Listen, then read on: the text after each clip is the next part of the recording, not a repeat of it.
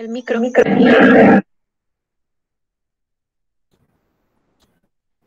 Buenas tardes. Bienvenidos a su programa Viernes de Vinculación de la Universidad Autónoma de Baja California Sur. Queremos agradecer en controles a nuestros compañeros de Radio WAPS por la facilidad en la transmisión del programa. Les quiero compartir una efeméride de un día como hoy, 1 de octubre, en el año del 2018, en la Corte Internacional de Justicia de La Haya, falla a favor de Chile en la demanda marítima por parte de Bolivia en el contencioso por la salida al mar del segundo país. Y el día de hoy le damos la más cordial bienvenida al maestro Carlos Eduardo Vergara Monroy, que nos compartirá el tema La defensa de los derechos humanos. Maestro, bienvenido, muchas gracias. Gracias a ustedes por la invitación. Un honor y privilegio estar aquí. Muy amable. Antes de comenzar de lleno con el tema, me gustaría comentarles un poco sobre nuestro invitado. El maestro Carlos Vergara es profesor investigador de la Universidad Autónoma de Baja California Sur y visitador general de la Comisión Estatal de los Derechos Humanos de Baja California Sur. Es licenciado en Derecho, egresado de la máxima casa de estudios de Baja California Sur, especialista en Derechos Humanos por la Universidad de Castilla-La Mancha, maestro en Derecho por la Universidad Nacional Autónoma de México, máster universitario en Derecho Constitucional por la Universidad de Castilla-La Mancha, maestro en Derecho Electoral por la Escuela Judicial Electoral del Tribunal Electoral del Poder Judicial de la Federación del año de 1999 al año 2000.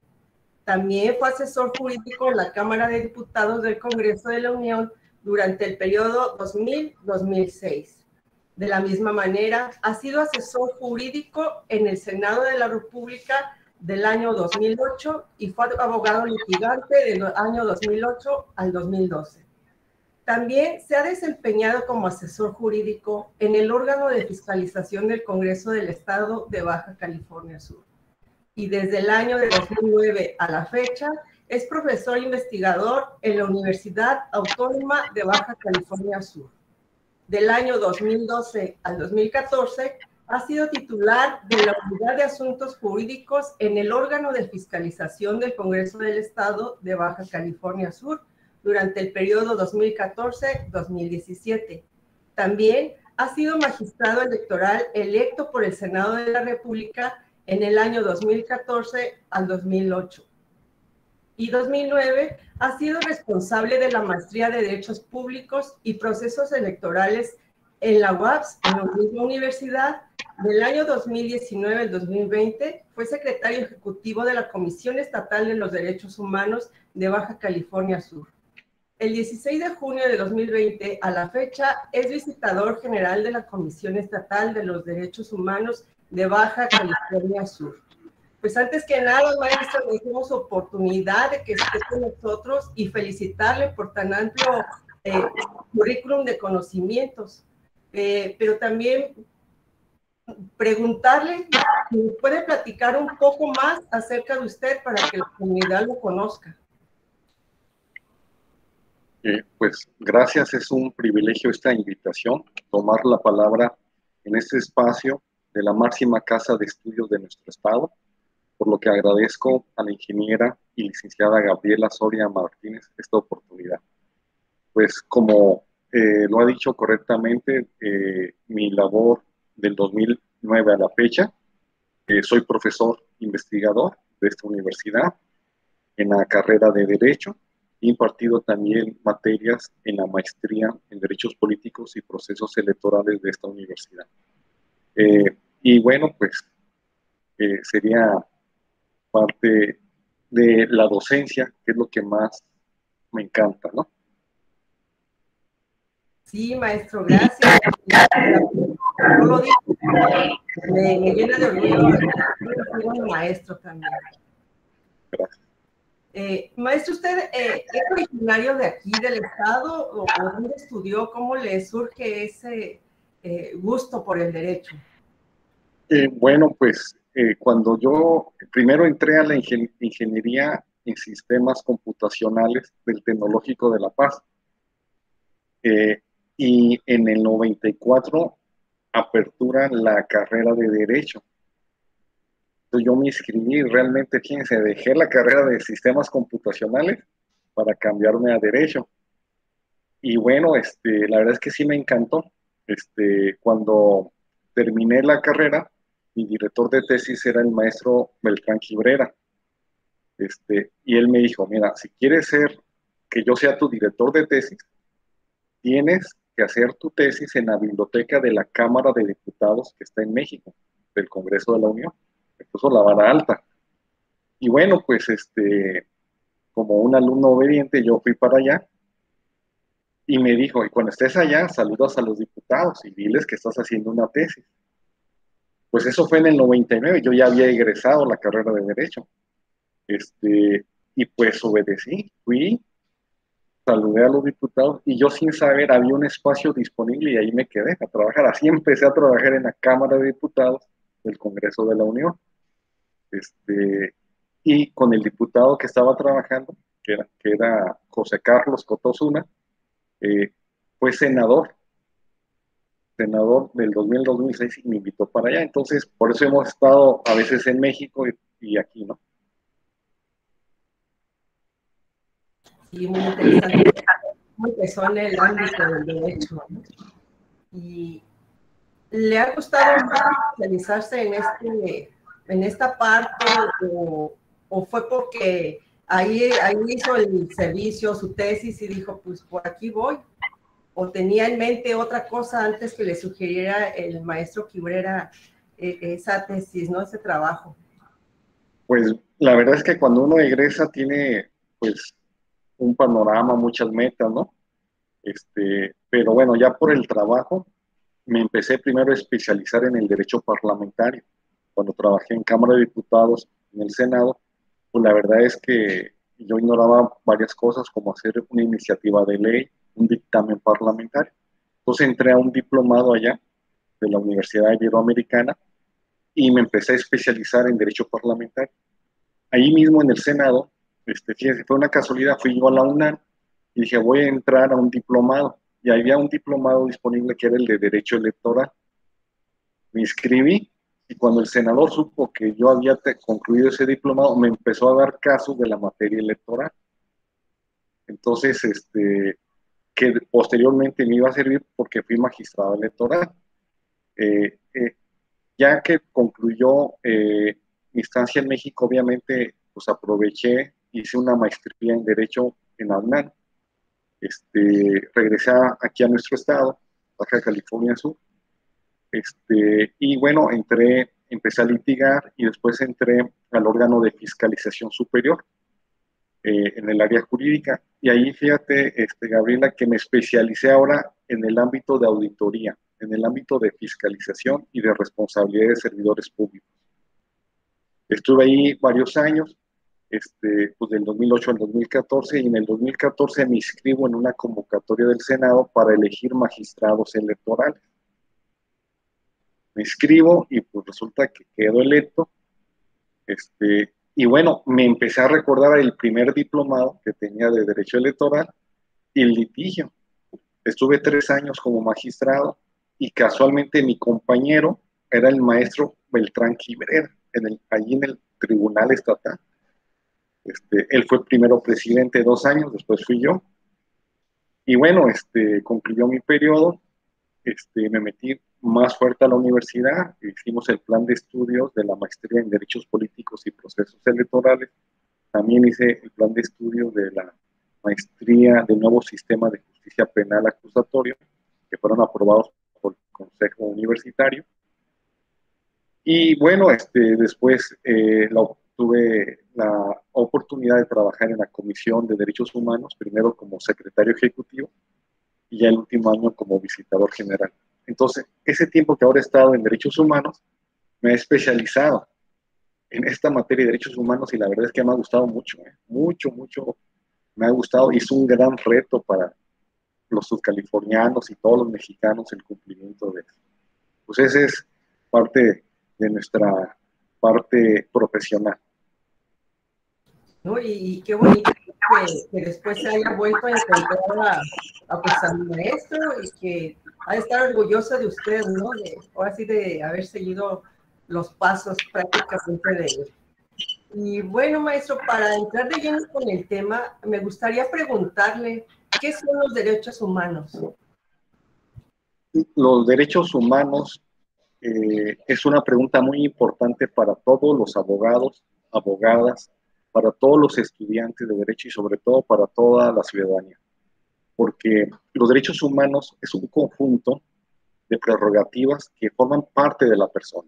Es decir, el Estado no los otorga los derechos, son de nosotros. Nosotros, por ser persona, pertenecen. Y que esos derechos es el mínimo indispensable para que podamos vivir en una sociedad. Entonces, el presidente de la República, un gobernador, un alcalde, no nos otorga derechos. Los derechos son de nosotros. ¿Qué hace el Poder Legislativo? Reconoce los derechos humanos y los incorpora en la Constitución, en los tratados internacionales y en las leyes. Y el Estado lo que tiene que hacer es garantizarnos el cumplimiento de los derechos humanos. ¿Y cómo nos los garantiza? Creando instituciones y procedimientos. Por ejemplo, vamos a hablar del derecho humano a la seguridad pública. Ese derecho es de nosotros. Ese derecho significa que debemos vivir en una sociedad en paz, una sociedad segura, que yo no esté intranquilo, que haya tranquilidad. Ese derecho es mío, nunca me lo puede quitar el Estado, a nadie. ¿Qué debe hacer el Estado? Pues crear instituciones para salvaguardar este derecho humano. Entonces, ¿qué ha creado el Ejército, la Marina, la Guardia Nacional, la Policía Estatal, la Policía Municipal, la Procuraduría?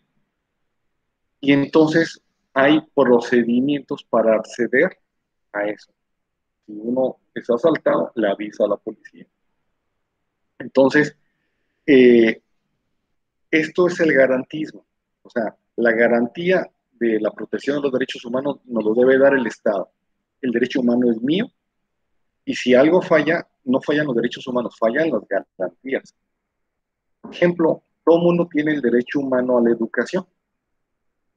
Ese es de todos. Entonces, en México dice la Constitución que es obligatorio el nivel preescolar, primaria, secundaria y medio superior, y que serán gratuitos.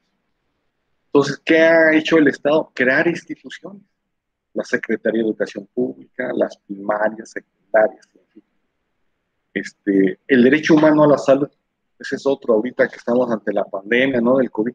Bueno, pues este es un derecho de cada uno de protección a la salud. Y tenemos derecho a hacer uso de servicios de salud. Entonces, el Estado crea instituciones. ¿Cómo nos garantiza ese derecho? Pues creando el ISSSTE, el Instituto Mexicano del Seguro Social, Secretaría de Salud, INSAL, que si posiblemente no sean eficaces, es otra cosa, eso ya es problema del Estado, ¿no? Que no es eficaz, pero el derecho humano es de nosotros y no podemos renunciar. De hecho, el justificante para que exista un Estado que nos cobre impuestos es que el Estado únicamente está legitimado para garantizar los derechos humanos de todos los ciudadanos. Y si el Estado es el que los viola, es lo peor. El Estado es para proteger. Pues los derechos humanos, recapitulando, pues es ese conjunto de prerrogativas que pertenecen a la persona y que son necesarias para vivir en una sociedad. Y el Estado está obligado a garantizar, creando instituciones y procedimientos. Sí, muchas gracias. Muy claro la explicación. ¿Nos puede explicar la reforma constitucional en materia de derechos humanos del año 2011? Sí, mira, Gabriela, la verdad es que hace, licenciada, es una pregunta muy pertinente, muy adecuada. Esta reforma, pues se publicó el 10 de junio del año 2011 en el Diario Oficial de la Federación. A partir de ahí, de junio del 2011, hay un antes y un después de México, así, un parteaguas. Se reformaron pocos artículos. El más fuerte es el artículo primero, pero es un cambio de paradigma, de visión, y que todos los estudiosos de derecho debemos de saber. En el artículo primero constitucional, a partir del 2011, dice que todas las personas gozarán de los derechos humanos reconocidos en la Constitución y tratados internacionales. ¿Qué significa? Primero dice toda persona, no habla de ciudadano. Anteriormente hablaba de ciudadano y ahí había un problema, la ciudadanía era a partir de los 18 años. Entonces, diciendo toda persona, pues es una persona de un mes, de 3 años, de 5, en fin, toda persona. Y antes también hablaban de garantías, y ahí se confundían, ahora hablan de derechos humanos, porque los derechos son de nosotros. Y dice este artículo primero constitucional que esos derechos van a estar en la Constitución y en los tratados. Entonces ahí hay 2 puntos importantes, esta reforma constitucional del 2011. 1, el control de constitucionalidad, y 2, control de convencionalidad. El control de constitucionalidad es lo que hacen los jueces cuando resuelven un caso, donde garantizan la supremacía del texto constitucional sobre acciones que hace un policía, un presidente municipal, un gobernador. Y el control de convencionalidad es un mecanismo que deben hacer también todos los jueces para verificar que un acto de autoridad, una ley, un reglamento se ajuste a la Convención Americana sobre Derechos Humanos. Esta reforma también del 2011, en su segundo párrafo, también nos da mucho, nos dice que los derechos humanos se interpretarán de conformidad con esta Constitución y con los tratados internacionales, favoreciendo en todo tiempo a las personas. Ahí hay 2 principios de argumentación jurídica. Uno, la interpretación conforme, que significa, si un policía me detiene, me hace una multa, ese acto se puede interpretar de conformidad con lo que dice la Constitución y de conformidad con lo que dice la Convención, porque esa es la interpretación conforme, y verificar si se están cumpliendo los derechos humanos. Cuando dice el texto constitucional la interpretación pro persona, la protección más amplia, significa que si hay varias interpretaciones o varias normas de derechos humanos, se va a interpretar o se va a aplicar la que más beneficia a las personas. En el tercer párrafo del artículo primero constitucional, se dice, todas las autoridades tienen la obligación de promover, respetar, proteger y garantizar los derechos humanos. Fíjense que eso es gracias a una sentencia, la de la Corte Interamericana del caso Radilla Pacheco, que pidió el control de convencionalidad, nada más que pedía a los jueces. Y aquí el legislador mexicano dijo, no, todas las autoridades, todas tienen que promover, respetar, proteger y garantizar derechos humanos. ¿Y qué significan todas? Bueno, pues las del Poder Ejecutivo, Poder Legislativo, Poder Judicial, el de órganos autónomos, todos. Y señala que el Estado en su conjunto debe prevenir, investigar, sancionar y reparar las violaciones de derechos humanos. Entonces, esta reforma del 2011 es un antes y un después. Y en el último párrafo de este artículo primero, algo también muy importante que está pues realmente aplicándose, es que dice que está prohibida la discriminación por condiciones de salud, religión, opiniones, preferencias, estado civil o cualquier otro. ¿Qué significa eso? Bueno, pues que si hay una distinción o exclusión o una restricción de un derecho humano y que obstaculice, restrinja, impida o anule un derecho humano, va a ser discriminación cuando sea motivado por el género, la edad, la discapacidad, condición social o cualquier otro que atente contra la dignidad humana. Entonces, fíjese, licenciada Gabriela, que nada más me referí al primer artículo de la reforma constitucional del 2011 y que con eso ya es un antes y un después. Sí, es un parteaguas, ¿no? Literal en la ley. No sé si quiera, dejamos unas preguntas al final.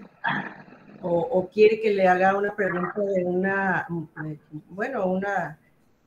persona que nos está viendo, que se llama Melissa Pérez en Facebook. Adelante, adelante, por favor. Mire, ella nos pregunta, ¿cuál es la diferencia entre derechos humanos y derechos fundamentales? Ok, muy buena pregunta de Melissa. Fíjense que en otros países se manejan como derechos fundamentales. En algunos tratados internacionales así se manejan. Hay derechos fundamentales y derechos humanos. Los derechos fundamentales en otros países, no en México, son los más importantes, donde el Estado tiene que garantizarlos a través de instituciones y procedimientos. En cambio, en México, si checan la Constitución, no habla de derechos fundamentales, habla de derechos humanos.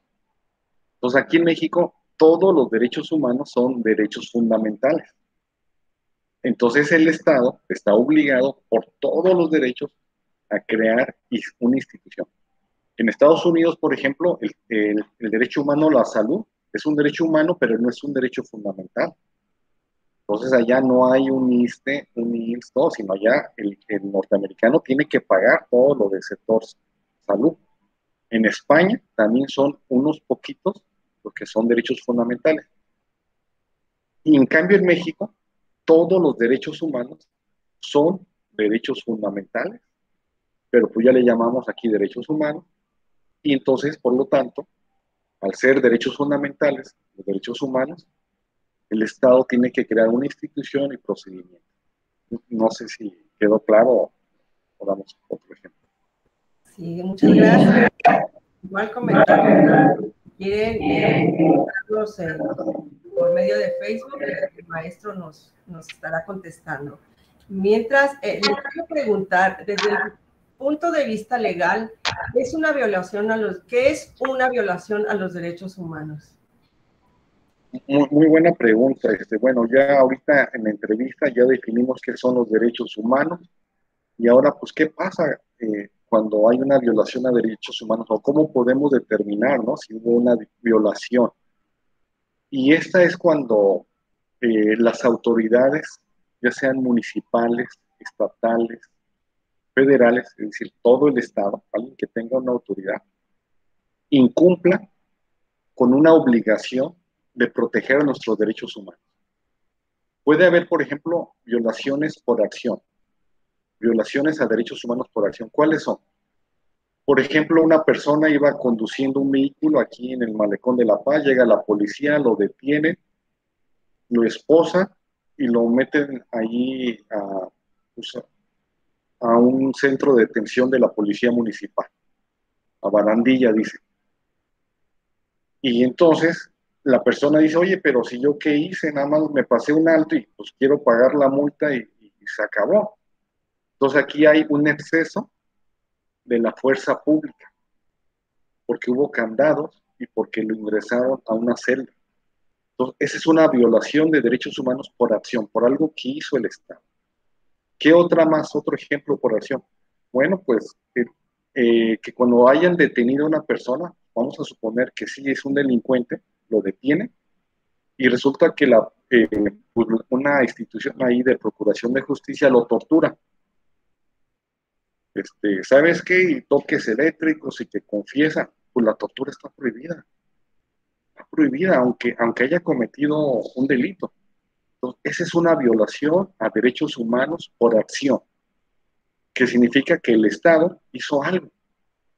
También hay otras peores de desaparición forzada, y que lamentablemente en nuestra entidad y en todo el país hay. Ese es un tipo de violación de derechos humanos. Ahora hay otra segunda clasificación, que son por omisión.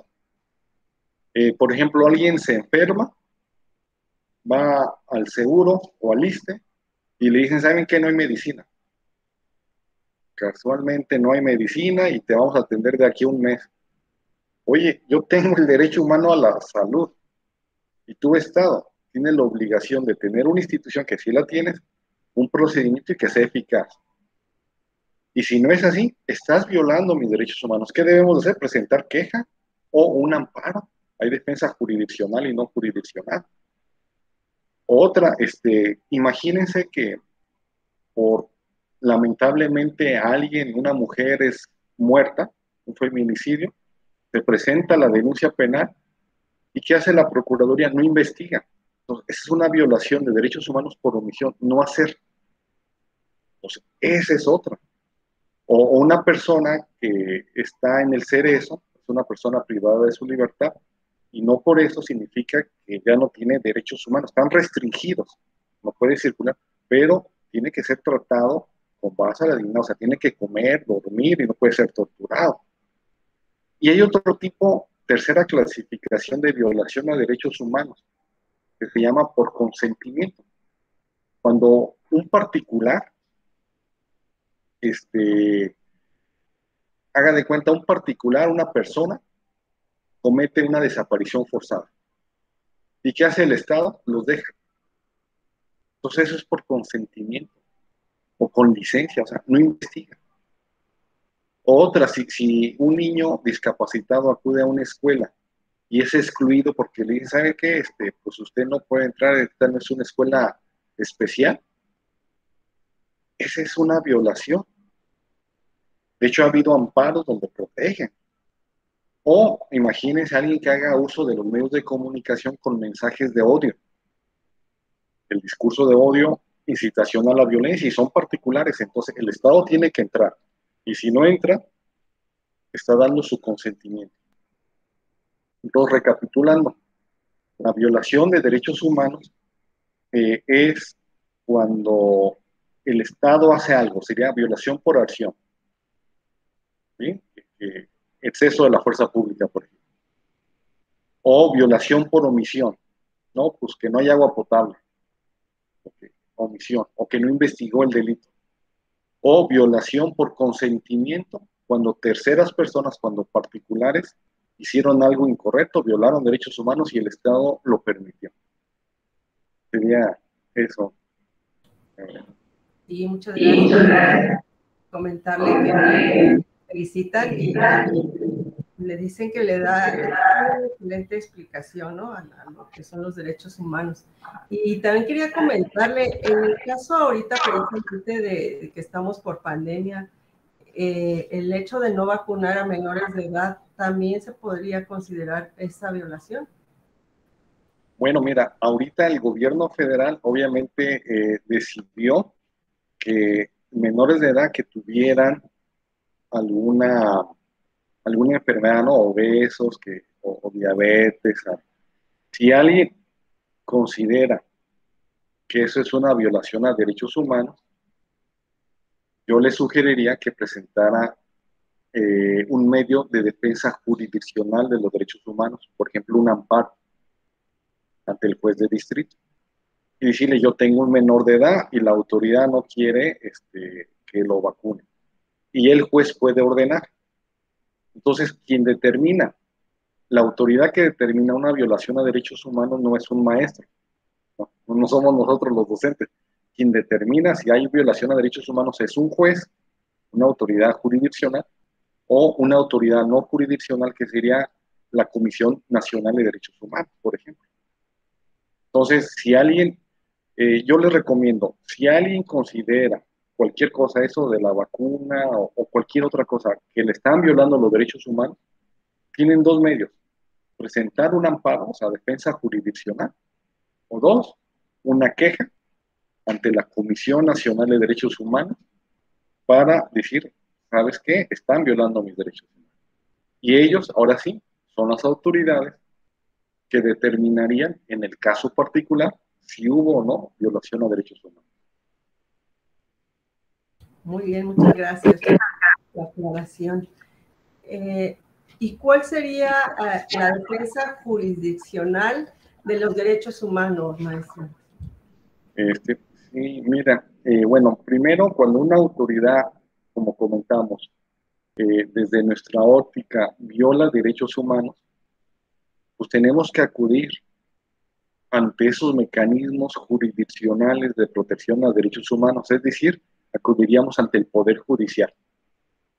¿Quién tenemos? Bueno, tenemos aquí jueces del Fuero Común, están ahí por la Colosio, y tenemos jueces federales, acá en Conchalito, el Poder Judicial de la Federación, donde el juez, a través de un juicio, donde va a escuchar, donde va a haber una demanda, una contestación, pues ofrecimiento de pruebas, el desahogo, los alegatos, va a emitir una resolución. En términos generales, la defensa jurisdiccional de derechos humanos puede ser el amparo, la controversia constitucional, que la conoce la Suprema Corte, la acción de inconstitucionalidad, y si estamos hablando de derechos humanos laborales, bueno, pues está los tribunales laborales. Si estamos hablando de derecho electoral, bueno, ahí está el Tribunal Electoral del Poder Judicial de la Federación, y acudiríamos ante ellos. Yo quiero aprovechar tu programa tan prestigiado de nuestra Casa Máxima de Estudios para dar un ejemplo. Ahorita ya expliqué, ¿no?, la defensa jurisdiccional, pero vamos a dar un ejemplo para que quede más claro la defensa jurisdiccional. Espero que a nadie suceda, pero lamentablemente sucede y a veces no sabemos. Imagínense la desaparición forzada de alguien. Iba saliendo de un lugar, llega una camioneta, lo suben a la fuerza, ya no sabemos. Otra, que lo vieron, que la policía lo detuvo, o que la procuraduría se lo lleva, y después ya no sabemos, ya nadie, cuando vamos a la policía o procuraduría, no, pues nosotros nunca lo detuvimos.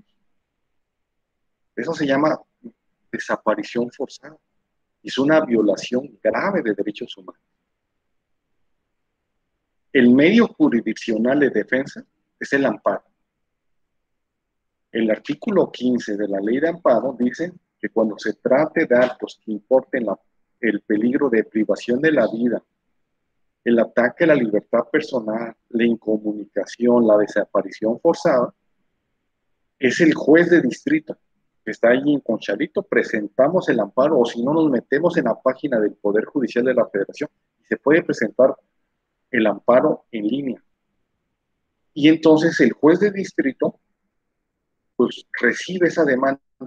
La demanda lo señala la Ley de Amparo, los requisitos. Primero, pues informarle que es desaparición forzada, o sea, qué actos reclamamos. Dos, qué autoridad lo ordenó. Podríamos decir Procuraduría Estatal, Policía Municipal, o podríamos decir, pues son gente vestida de negro, pero, como decíamos, como la garantía tienen que ser las instituciones de seguridad, por omisión, culpo también a las instituciones de seguridad. Luego, ¿qué autoridad ejecutó el acto reclamado? Bueno, por los que ya hemos visto. ¿Y dónde sospechamos dónde se encuentra la persona? Eso le tenemos que decir al juez. Si decimos que es en la Procuraduría, no, pues lo detuvo la Procuraduría y pues yo siento que está en la Procuraduría. Y cuando voy dicen que no está. Entonces el juez de distrito inmediatamente admite el escrito sin formulismo, ¿eh? Cuando se trata de desaparición forzada, no es exigente, pues así dice la Ley de Amparo. Inmediatamente ordena a un actuario judicial a que acuda a todos los lugares, primero donde sospechamos, o a los centros de detención, a preguntar y a informar que se decreta la suspensión del acto reclamado y que se tomen las medidas necesarias para que esa autoridad lleve y presente a esa persona que se acusa de desaparición forzada ante el juez de distrito. ¿Sí? Comentábamos, si es cometida esa desaparición por particulares, la demanda vamos a poner como autoridad responsable por omisión, Secretaría de Seguridad Pública, Procuraduría, en fin, la Policía Municipal, y ellos pues, tienen que investigar y si no, a ver cómo se hacen responsables. Y bueno, recordar que también hay un protocolo homologado para la búsqueda de personas desaparecidas. Ahí dice que las autoridades primarias ante este hecho es la Comisión Nacional de Búsqueda, comisiones locales de búsqueda aquí, por las 5 de febrero, aquí en La Paz, hay una comisión local de búsqueda, las autoridades ministeriales, instituciones de seguridad pública y juzgados. Entonces, ellos son los que activan y hay un protocolo. Y ha habido gente que sí se localiza. Entonces, uno, sobre todo los que somos abogados, no bloquearnos, sino activar el protocolo, dar aviso al juez. Y pues recordar que la Ley General de Víctimas, en su artículo 21, dice que el Estado, de forma inmediata, tiene que activar todo, desplegar todas las acciones para preservar en lo posible la vida y la integridad física de esta persona desaparecida. Si me permites, quisiera poner un ejemplo. Hay una sentencia de amparo del juez de distrito de Guanajuato, que la pueden buscar ahí en internet, la 1035/2015, donde se concedió el amparo precisamente por desaparición forzada. Y lo que me gusta de esa sentencia es que dictó medidas de reparación. Eso es de conformidad con los derechos humanos. Por ejemplo, le pidió a la autoridad responsable que pida una disculpa pública en los medios de comunicación.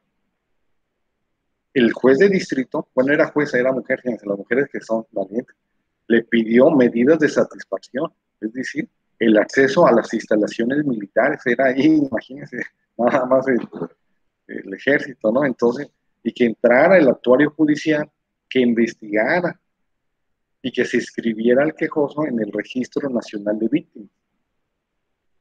Hubo medidas de restitución, eso en la sentencia de amparo, es decir, que se localizara al quejoso.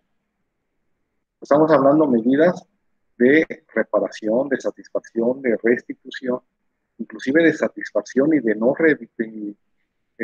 repetición. Entonces, significa que el amparo es un recurso judicial efectivo contra la desaparición forzada.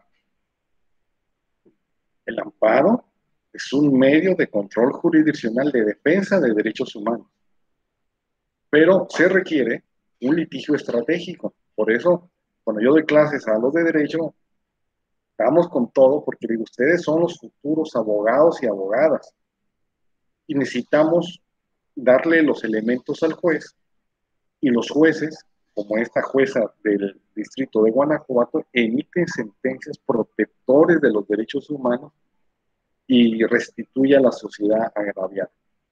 Esa sería una definición de la defensa jurisdiccional y un ejemplo.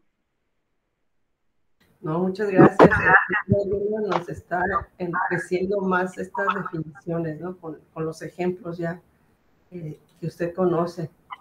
Y también me gustaría preguntarle, ¿cuál es la defensa no jurisdiccional de los derechos humanos? Pues muy pertinente la pregunta, Gabriela. Se ve que conoces ahí y sabes conducir muy bien las entrevistas. Muchas gracias. Sí, ahorita acabamos de ver pues, la defensa jurisdiccional, ¿no? Que era ante el juez.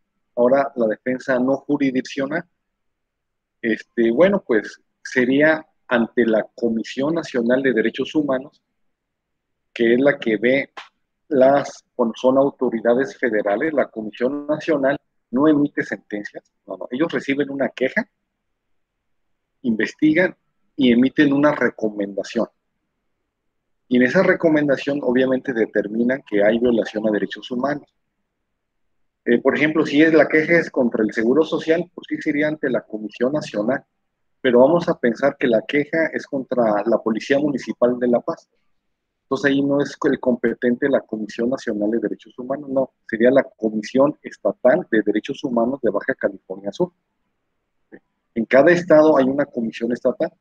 Cuando son autoridades federales es la nacional, autoridades locales es la comisión estatal local. Pero si se trata de discriminación, ya ven que hablamos al inicio que también una violación a derechos humanos es la discriminación, pues el órgano competente es el Consejo Nacional para Prevenir la Discriminación, lo que es CONAPRED.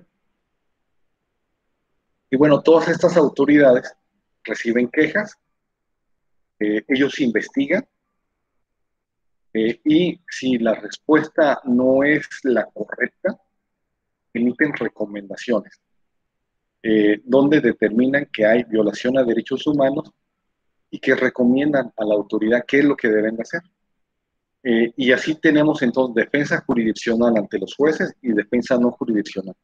Y una misma persona puede accionar las dos vías al mismo tiempo. O sea, puede presentar amparo y al mismo tiempo queja ante la Comisión de Derechos Humanos. Ahora les voy a dar un ejemplo, para que no quede así nada más en forma teórica, sobre la defensa jurisdiccional. Fíjense que, y para que no quede así un ejemplo de lo que pasa en Chiapas, no, voy a dar un ejemplo de Baja California Sur, para que sepan ahí más. El 31 de diciembre pasado, 31 de diciembre del año 2020, había una persona, digo que había porque falleció ese día, Gerardo se llamaba, en la tarde, pues, estaba tomando, era el año nuevo, iban a festejar el año nuevo. ¿En dónde estaba? En Guerrero Negro. Pues estaba ahí tomando, y según pues, narran los testigos, pues sí, tomó de más y pues hubo riña. Él era pues un albañil como de 25 años, muy fuerte, pues sí, golpeó a varios. Y pues le llamaron a la policía, ya en Guerrero Negro, en aquel entonces había, creo en todo Guerrero Negro, 5 policías nada más. Van los policías por él, y pues cuando llegan, pues todavía lo tienen que agarrar entre 4, porque era una persona muy fuerte, y él estaba en short, así tipo, aquí los paseños, sin camisa y descalzo, o sea, nada de puro short. Lo agarra, lo esposan y se lo llevan. ¿Saben a qué hora se lo llevan? 11 de la noche, una hora antes del año nuevo. Se lo llevan a la subcomandancia, allí en Guerrero Negro. Y resulta que la hermana, pues, dice, bueno, le voy a llevar sus tenis porque pues, van a descalzo y una sudadera porque pues allá va a dormir. Pues él seguramente está en barandilla y pues ahí voy. Y resulta que la hermana llega y pues quiere ver, dice, oye, aquí está mi hermano, está detenido por riña. No, pues no puede ver. ¿Por qué no? No, pues trae problemas del COVID. ¿Cómo que trae problemas del COVID? Si, este, no, él está bueno, no, pues no lo puede ver. Y resulta que dice, bueno, aquí hay algo que no cuadra, ¿no? ¿Cómo es posible?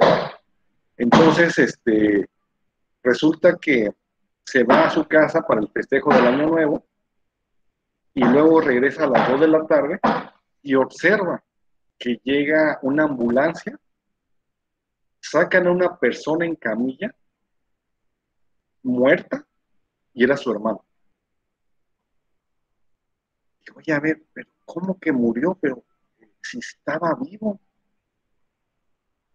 Entonces, quiere presentar una denuncia ante la Procuraduría y la Procuraduría al inicio no quería admitir la denuncia. Así es, lamentablemente. Y ella presenta entonces una queja ante la Comisión Estatal de Derechos Humanos, la defensa no jurisdiccional. Y resulta ser que, pues ya se investigó, la Comisión de Derechos Humanos se investigó, de hecho ahí me tocó a mí participar ahí en la investigación. Y bueno, pues ahí de acuerdo al expediente dice que fue ingresado a barandilla, según ahí las declaraciones de los policías, y que entran 2 policías y que supuestamente se cae y se murió. ¿Cómo que se murió así? En 3 minutos que entraron, salen los policías porque los otros 3 policías estaban afuera y dicen, no, ya se murió. Ese era el discurso oficial, ¿no? Y bueno, pues entonces, obviamente, pues no nos convenció. La policía no nos quiso dar su informe, decía que no, que estaba investigado por la Procuraduría, porque al final ya la Procuraduría admitió la denuncia. Y bueno, le pedimos como derechos humanos la carpeta de investigación y ya ahí vimos que pues las fotos, el peritaje y bueno, ¿qué hizo la Comisión de Derechos Humanos? Emitió una recomendación porque veíamos que la Procuraduría pues no había investigado diligentemente. Entonces, que había violado el derecho humano de acceso a la justicia en su modalidad de procuración de justicia. Igualmente se le recomendó a la Policía Municipal de Mulegé, pues diciendo que primero la capacitación, o sea, que sepan cómo deben detener las personas. No es posible que entre una persona y que caiga y se muera. Lo que pasó ahí es que alguien sacó una policía, la pistola y le había pegado por atrás. Lo agarró sin previo aviso, pues era una persona muy fuerte, como le decían, y joven. Igual se recomendó la recomendación es la GN 02-2021, donde se le recomienda que haya un médico legista, que haya equipos de videograbación, tanto en las celdas como en las patrullas, que se inicie un procedimiento de responsabilidad administrativa. Y fíjense que lo mejor es que al tiempo nos enteramos que la Procuraduría judicializó el asunto, ya lo presentó ante un juez de control a todos estos policías. Esto significa que las recomendaciones vía una queja también es un medio de defensa de derechos humanos, distinto que al medio jurisdiccional, pero también lo es. Entonces aquí sería el ejemplo de lo que es el medio de defensa no jurisdiccional de los derechos humanos. Y es un ejemplo real y muy reciente, ¿no?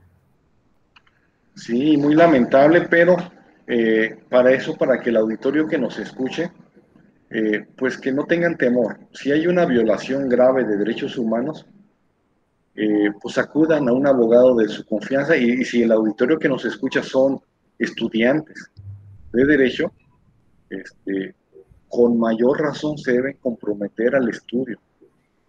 Porque ni modo que la víctima acuda con ustedes y ustedes digan, ay, hay que buscar un abogado, no, pues ustedes son los abogados. Y entonces acordarán de que hay dos vías de defensa, la vía jurisdiccional y la vía no jurisdiccional, y que sí hay respuesta, sí responden los órganos protectores de derechos humanos, hay que tener fe en ellos, tanto el juez o como la Comisión Nacional de Derechos Humanos, no cansarnos. Sí, maestro, muchas gracias. Recomendación. Le quiero hacer un comentario de Cristian Batista, que le desea el mejor de los éxitos, maestro. Muchas gracias, Notita. Y ya por último, no sé si nos pueda comentar muy rápidamente sobre el Sistema Interamericano de Derechos Humanos.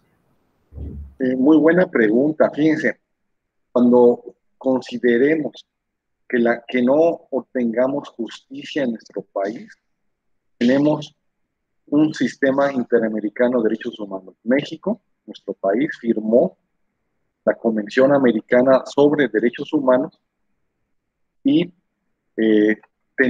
podemos acudir a la Corte Interamericana de Derechos Humanos que está en Costa Rica. Pero primero, por ejemplo, si ustedes recuerdan las muertes de las mujeres en Ciudad Juárez, pues se desaparecían y aparecían muertas al mes, torturadas, violadas. Se presentaba la denuncia ante el Ministerio Público y el Ministerio Público pues realmente no hacía gran cosa, no investigaba. Entonces, ¿qué hicieron? ¿Qué hicieron la gente? Acudieron a la Comisión Interamericana de Derechos Humanos, que está primero en Estados Unidos, y después pues la comisión investigó y determinó que no eran solamente 3 mujeres desaparecidas, sino estábamos hablando que aparecieron 400 mujeres entre el año 1993 al 2005. Era un patrón de conducta y que había también en ese periodo más de 4,000 desaparecidos. Por lo que el caso, al no haber una solución, la Comisión Interamericana lo manda a la Corte Interamericana de Derechos Humanos que está en Costa Rica. Y ahí en la Corte llevaron el caso y emitieron una sentencia condenatoria contra el Estado mexicano, que es el caso González y otras contra México, en el año 2009, mejor conocido como Campo Algodonero, donde determinaron pues, que hay violación de derechos humanos de la mujer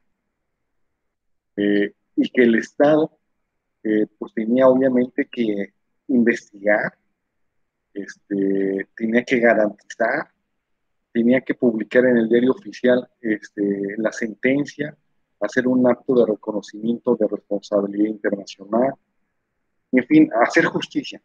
Entonces, este es el sistema interamericano de derechos humanos que todos podemos acudir, pero antes de acudir tenemos que agotar las instancias internas.